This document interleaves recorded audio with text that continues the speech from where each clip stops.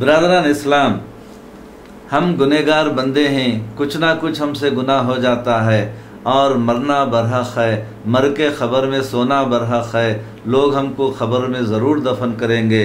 برادران اسلام، یہ گناہ اگر ہمارے پاس گناہ ہے تو اس کا عذاب ہوگا۔ عذاب خبر سے بچنے کے لیے ہم کو قرآن ساتھ دے گا۔ رسول اللہ صلی اللہ علیہ وسلم نے فرمایا، قرآن میں 30 آیات والی ایک صورت ہے جو سورہ ملک ہے، یہ اگر ہم پڑھیں گے تو ہم کو یہ صورت عذاب خبر سے بچائے گی۔ اللہ کے رسول صلی اللہ علیہ وسلم کا عمل یہ تھا، اللہ کے رسول صلی اللہ علیہ وسلم ہر رات الف لام میم سجدہ اور سورہ ملک پڑھے بغیر نہیں سوتے تھے۔ برادران اسلام، یہ قرآن ہم کو شفاعت کرے گا اور آخرت کے عذاب سے ہم بچ جائیں گے۔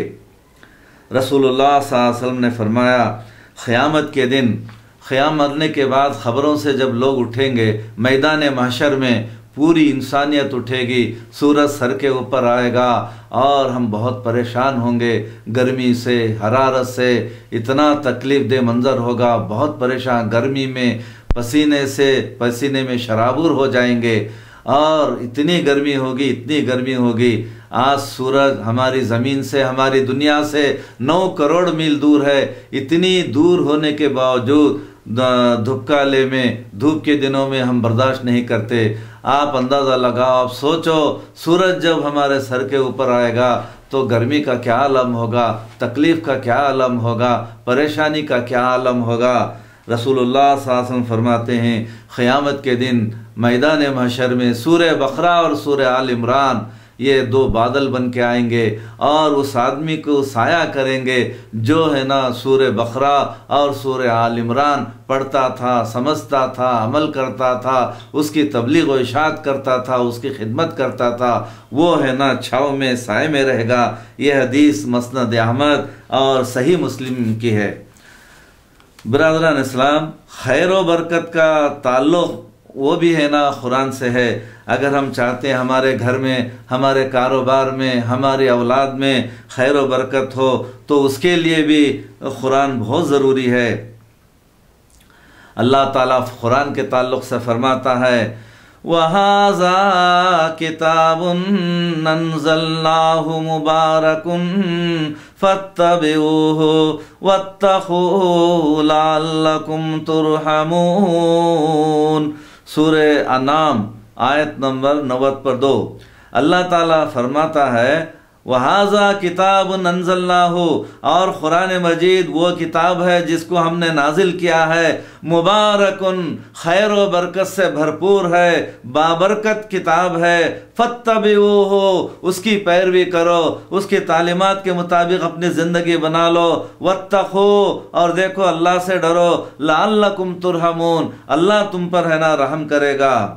کتاب انزلناہ الیک مبارک لیدبروا آیاتہ ولیتذکر اولو الالباب۔ سورہ صاد آیت نمبر 29 اللہ تعالیٰ فرماتا ہے، کتاب انزلناہ الیک، اے اللہ کے رسول، ہم نے جو قرآن، جو کتاب آپ کی طرف نازل کیا ہے، مبارکن، یہ سراسر خیر و برکت والی کتاب ہے۔ آپ کی زندگی میں، آپ کی کمائی میں، آپ کے آل اولاد میں، آپ کے گھر میں برکت ہی برکت آئے گی۔ ہم نے اتارا ہے اس قرآن کو بابرکت بنا کے، لیدبروا آیاتہ، تم ہے نا غور و فکر کرو اس کی تعلیمات پر، اس کی آیات پر، اس کے بیان پر غور و فکر کرو، وَلِيَتَّذَكَّرَ أُولُو الْأَلْبَابِ، اور سمجھدار لوگ، عقل مند لوگ اس کے تعلیمات سے نصیحت حاصل کرتے ہیں، اس پر عمل کرنے لگتے ہیں۔ برادران اسلام، صحابہ اکرام نے قرآن کی تعلیمات پر عمل کیا تو ان کے گھر، ان کی زندگیاں خیر و برکت سے مالا مال ہو گئیں اور کامیاب ہو گئے صحابہ اکرام۔ اللہ فرماتا ہے، وَنُنَزِّلُ مِنَ الْقُرْآنِ مَا هُوَ شِفَاءٌ وَرَحْمَةٌ لِّلْمُؤْمِنِينَ۔ سورہ بنی اسرائیل آیت نمبر 80 پہ 2 اللہ تعالیٰ فرماتا ہے، بے شک ہم نے قرآن کو نازل کیا ہے، وہ شفا ہے، وہ رحمت ہے مومنین کے لیے۔ برادران اسلام، اللہ تعالیٰ نے بارش کو رحمت کہا ہے اور قرآن کو بھی رحمت کہا ہے۔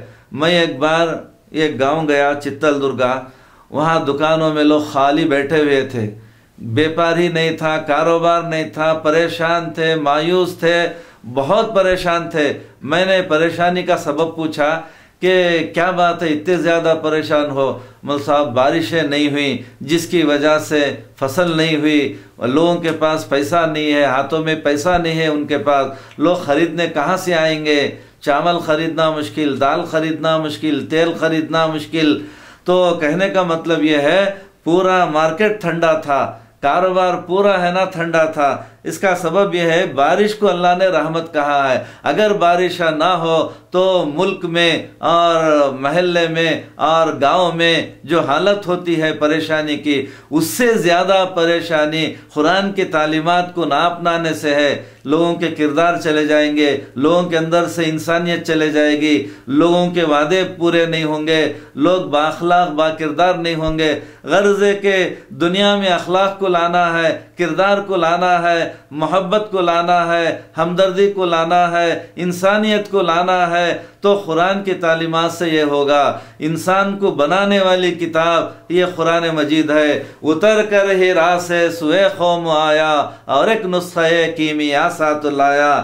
انسانیت دنیا میں لانا ہے، محبت دنیا میں لانا ہے، انسانیت دنیا میں لانا ہے، تو قرآن کی تعلیمات کے سوا دوسرا کوئی راستہ نہیں ہے۔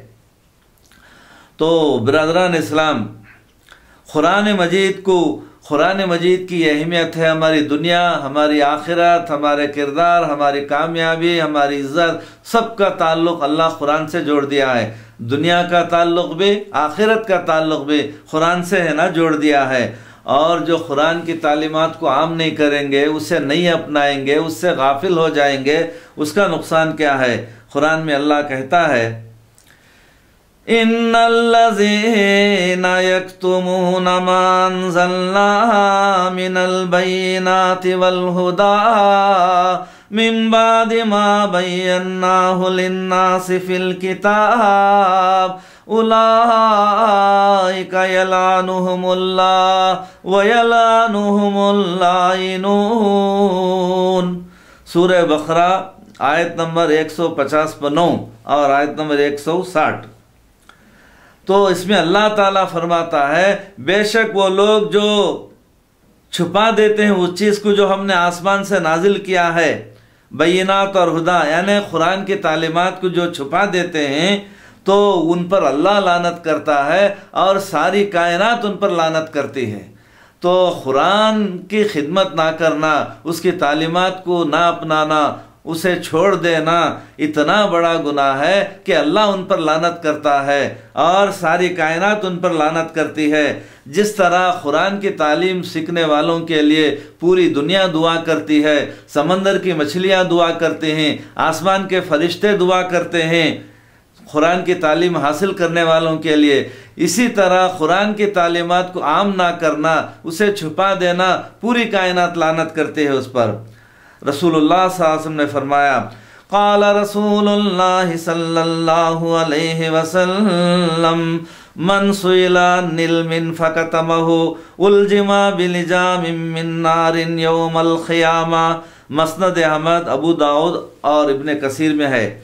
اللہ کے رسول صلی اللہ علیہ وسلم فرماتے ہیں جب کسی سے پوچھا جائے علم کے بارے میں، قرآن اور حدیث کا کوئی مسئلہ، دین کا کوئی مسئلہ پوچھے اور اس نے بیان نہیں کیا، چھپا دیا، وہ جانتا تھا یہ مسئلہ کیا ہے، اس کا جواب کیا ہے، لیکن اس نے بیان نہیں کیا، چھپا دیا، الجما بلجام من نار یوم القیامہ، تو اسے آگ کی لگام اس کے منہ میں ہے نا داخل کر دی جائے گی اور اس کا منہ جل اٹھے گا، تڑپ اٹھے گا۔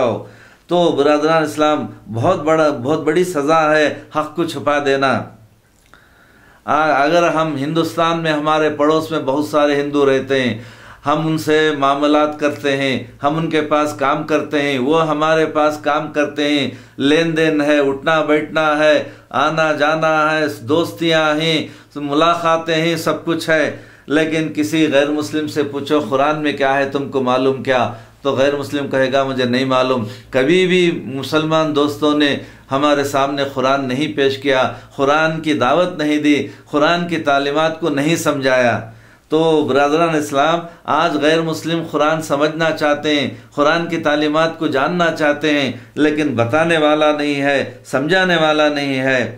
حدیث میں ہے، رسول اللہ صلی اللہ علیہ وسلم فرماتے ہیں، قال رسول اللہ صلی اللہ علیہ وسلم ان العالم لا يستغفر له من فی السماوات والارض والحیتان فی جوف الماء۔ رسول اللہ صلی اللہ علیہ وسلم فرماتے ہیں، بے شک عالم کے لیے استغفار کرتے ہیں، مغفرت طلب کرتے ہیں وہ تمام مخلوقات جو آسمان میں ہیں، وہ تمام مخلوقات جو زمین میں ہیں، اور جو مچھلیاں پانی کے اندر ہیں وہ بھی ہے نا دعا کرتے ہیں عالم کے لیے، اللہ اسے صحت دے، اللہ اسے تندرستی دے، اللہ اسے کامیاب کر، یہ کتنا اچھا دین کی تبلیغ کر رہا ہے، عام کر رہا ہے، دعائیں دیتے ہیں۔ تو جو لوگ اسے پھیلاتے ہیں ان کے لیے بد دعا بھی کرتی ہے ساری کائنات۔ اور مجاہد مفسر قرآن وہ فرماتے ہیں، زمین پر قحط سالی ہو تو جانور کہتے ہیں یہ انسانوں کے گناہ کی وجہ سے ہے، گناہ جب زمین پر بڑھ جاتا ہے تو اللہ تعالیٰ قحط سالی لا لیتا ہے، قحط سالی لا تو جانوروں کو بھی تکلیف ہونے لگتی ہے، جانور کہتے ہیں یہ انسانوں کے گناہ کی وجہ سے بارشیں رک گئی ہیں، ہم بھی ہے نا تکلیف اٹھاتے ہیں، جانوروں کے لیے بھی دانہ نہیں ملتا، بہت تکلیف میں ہیں۔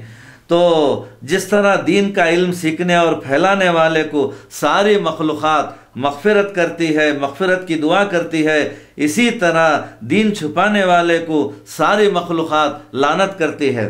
تو برادران اسلام، قرآن کی تعلیمات کو عام کرنا ہمارے لیے ضروری ہے۔ اس کے بعد میں یہ بتاؤں گا کہ قرآن کیا ہے حقیقت میں۔ برادران اسلام، قرآن مجید میں عقائد کا بیان بہت زیادہ ہے۔ قرآن مجید میں 6660 آیتیں ہیں، تو اس میں سے 6000 سے زیادہ آیتیں عقائد کے بارے میں ہیں، توحید کیا ہے، رسالت کیا ہے، آخرت کیا ہے۔ برادران اسلام، جب اللہ کے رسول صلی اللہ علیہ وسلم مکے میں نبی بن کے آئے، عرب میں نبی اور رسول بن کے آئے، تو آپ نے دیکھا لوگوں کے اخلاق کردار سب بہت برے تھے، یعنی حیوان سے بھی بدتر ہو گئے تھے انسان۔ ان حیوانوں کو اب انسان بنانا تھا، تو کیسے انسان بنائیں گے، کیسے ان کو اچھا بنائیں گے، کافر سے مسلمان کیسے بنائیں گے، بت پرست سے خدا پرست کیسے بنائیں گے، ایک برے آدمی کو نیک کیسے بنائیں گے، ایک دھوکے باز کو امانت دار کیسے بنائیں گے۔ غرض ہے کہ اسے انسان بنانا تھا، اسے نیک بنانا تھا، اسے اچھا بنانا تھا، کیسے بنائیں گے؟ تو اللہ تبارک تعالیٰ نے کہا پہلے ان کے عقائد سدھارو۔ عقائد جب تک صحیح نہیں ہوتے انسان اچھا نہیں ہوتا۔ انسان کو کسی بھی انسان کو، کسی بھی بگڑی ہوئی قوم کو، کسی بھی بد اخلاق قوم کو، کسی بھی بے عمل قوم کو ہم اچھا بنانا چاہتے ہیں، بعمل بنانا چاہتے ہیں، نیک بنانا چاہتے ہیں، تو عقائد ہے نا بہت ضروری ہیں۔ تو رسول اللہ صلی اللہ علیہ وسلم 13 سال تک مکے کے اندر یہ سمجھاتے رہے توحید کیا ہے، رسالت کیا ہے، آخرت کیا ہے۔ ان 3 عقیدوں پر بہت کام ہوا، بہت سمجھایا گیا، قرآن مسلسل نازل ہوتا رہا۔ یہ عقیدے جب اچھے ہو گئے تو صحابہ کرام انتہائی بعمل انسان ہو گئے، انتہائی نیک ہو گئے، فرشتوں کی طرح ہو گئے۔ برادران اسلام، آج ہماری مسلمان قوم کی حالت بھی بہت بگڑی ہوئی ہے، بہت خراب ہے۔